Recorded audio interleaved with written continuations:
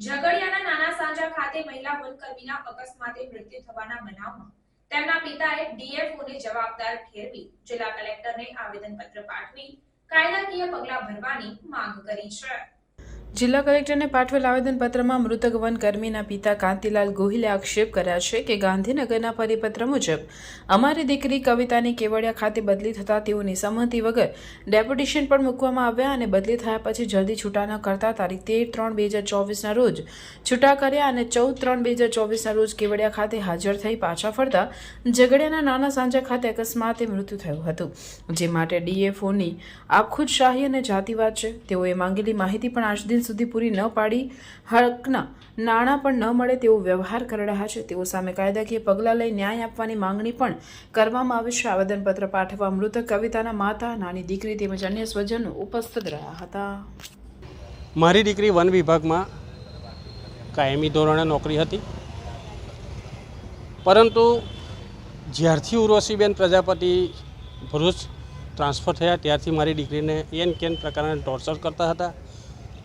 ખૂબ રડી પણ છે મારી દીકરી, ઘણા બધા કારસ્તાનો કર્યા છે, પણ કોઈ કારણસર બદલી કરાવવા માટે મહેનત કરી, પણ પછી કોઈ કે સમજાવ્યા તો બદલી ન કરી। ત્યાર પછી ન જાણે શું થયું કે ગાંધીનગરથી એક ઓર્ડર આવ્યો 6/3/24ના રોજ।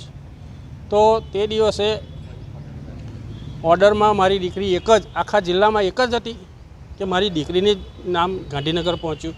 મારે એ કહેવું છે કે ગાંધીનગરમાં શું હાલ વર્ક ટર્નના કર્મચારીઓની યાદી હોતી હોય, પણ મારી દીકરીની કોઈ પણ જાતની સંમતિ લીધા વિના મારી દીકરી કકળી રડી છતાં પણ એનું કોઈ ધ્યાન ન લીધું, અને મારી દીકરીની વિધાઉટ સંમતિ એની એ સિંગલ મધર હોવા છતાં એની 9 વર્ષની દીકરી છે, એના માટે પરીક્ષાઓ હતી, છતાં પણ ઉર્વશીબેને પોતાનું મગજ ચલવીને ગાંધીનગર દ્વારા બદલી કરાવી કેવડિયા મુકામે।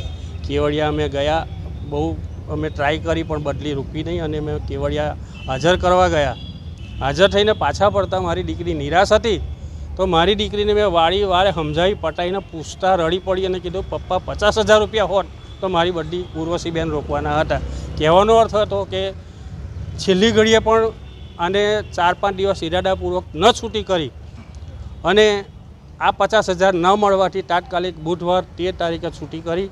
આજે મારી દીકરીને 2 મહિના થઈ ગયા છૂટી કર્યાને, અને ત્યાર પછી પણ આજની તારીખે અમે એટલા બધા હેરાન પરેશાન છે, એનો એટલી બધી પહોંચ છે, એટલી બધી ભ્રષ્ટ વ્યક્તિ છે, એટલી બધી એની બહેની પહોંચ છે કે અમારા દીકરીના વળતરના કાગળો કે મારી માસૂમ દીકરી છે એને એ નાણાં મળવા જોઈએ એના મારા પણ એ રોડા નાખીને ઊભી રહી છે। અમારે ન છૂટકે ઘણા બધા મુદ્દા સાથે આ આવેદનપત્ર આપવાનું થાય છે। એમાં ઘણા એને અમે માહિતી અધિકાર નિયમ હેઠળ અરજીઓ કરી, છતાં પણ એણે મને પૂરતી માહિતી ન આપી। ઘણું બધું કૌભાંડ આ બેને મારી દીકરીને મારી નખાવામાં કર્યું છે। આમાં હું તો એક જ વાત કહું છું કે મારી દીકરીના મારનાર ઉર્વશીબેન અને એના 2 મળતિયા જ છે।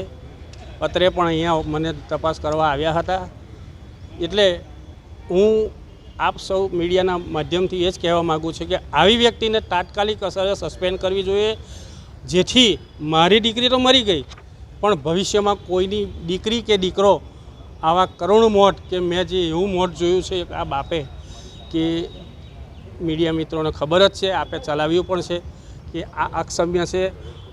હું ઉર્વશીબેનને પણ આપી ચૂક્યો છું, કેવડિયા પણ કાગળો આપી ચૂક્યો છું, પણ નવા બહાના નીકળે છે અને અમારા પૈસા અટવાઈ ગયા છે। પૈસો નહીં મળે એનો સવાલ નથી, મારો ધ્યેય મકસદ એક જ છે કે આ ઉર્વશીબેનને કડકમાં કડક સજા થાય। આ ઉર્વશીબેનની તાકાત તો જુઓ કે સિનિયર લોકોને રવા દઈને જુનિયર લોકોને ચાર્જ આપે છે, સિનિયર લોકોને રવા દઈને જુનિયર લોકોને ક્લાસ 1 ઓફિસરના ચાર્જ આપે છે, ક્લાસ 2 ઓફિસરના ચાર્જ આપે છે। ત્યાંથી જ વહીવટીતંત્રે સમજવું જોઈએ કે આ કેટલી માથા ફરેલ અધિકારી હશે।